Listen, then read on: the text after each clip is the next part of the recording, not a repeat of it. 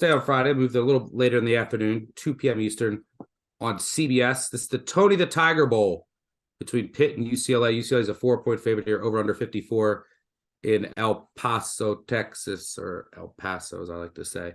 They're great. I don't know about if this game's going to be they're great, but so this game is very weird. Pitt is now going to be without 8 of its best players. Their quarterback, Keaton Slovis, is gone. Their unanimous All-American defensive tackle, Cansey, is out. Their strong safety, Brandon Hill, out. These are all opt-outs. Their offensive tackle, they're one of their other defensive ends. Their star middle linebacker is first-team All-ACC, Servassier Dennis. Their first-team All-ACC running back, defensive end John Morgan, another starter. These are 8 of their best players are out, including their quarterback. And their whole defensive line, which is the strength of the team. But this line is sitting at 4.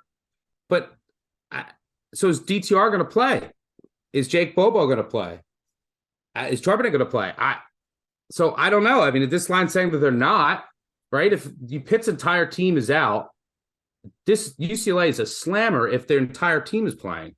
Right. But this line's saying it's not. But mom is the word. But they're practicing. I have no idea what to do with this game. I was pretty hot on the UCLA train in this game until. So let's get to that until. I mean, a lot of missing players for Pitt. You mentioned John Morgan. He's going to be playing Arkansas next year on that defense. A huge pull for Sam Pittman in the portal. Even All-ACC honorable mention safety Brandon Hill is not going to be there for Pitt. And yeah, if Servassier Dennis. He's the leader of their defense. They're all American defensive tackles out. Yep. And Deslin Alexander, like all this happened here, like within the last 2 days. You and I are recording this. So I mean, in total, I think 8 of Pitt's best players and 4 captains are going to miss this game. Yeah, well, that's a huge loss. And so I'm thinking to myself, this early money that I got in on UCLA, I'm feeling good about it because I've got Zach Charbonnet and I've got DTR. Oh wait, on December 16th, DTR cut an interview about how his status, I mean, his body language, he was asked flat out if he was going to opt out. His body language was out of control, like didn't want to face the camera, had his head down. And he goes and he says, it's still to be determined. My body is still nicked up. And I'm still figuring out between my agent and the coaching staff about what's best for me. And I'm like, holy shit, there's no way DTR is playing. If the agent and the coaches are having a conversation, I mean, I just don't see him playing in this game. And that's when I was like, Argh! So I got on the action app, put in a bet on, there was steam. So I put in a bet on Pitt and I'm like, I don't want anything to do with this.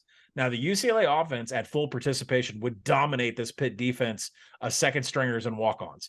Without a doubt, DTR, if without him, we're on to Ethan Garbers, we're on to Chase Griffin, someone from the practice squad to hand it off to Zach Charbonnet. So with all of this noise. Who also might not play. Yeah. So I mean, with all this noise, we don't know about DTR and Charbonnet. We got Pitt just, dropping like flies. Jake Bobo, too. He could be out. First half under.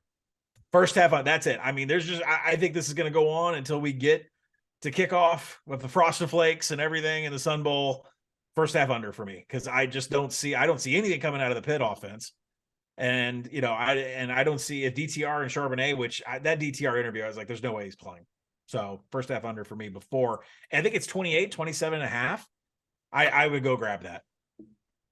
I mean, I think that the market, someone knows that he's out. So I would agree with you.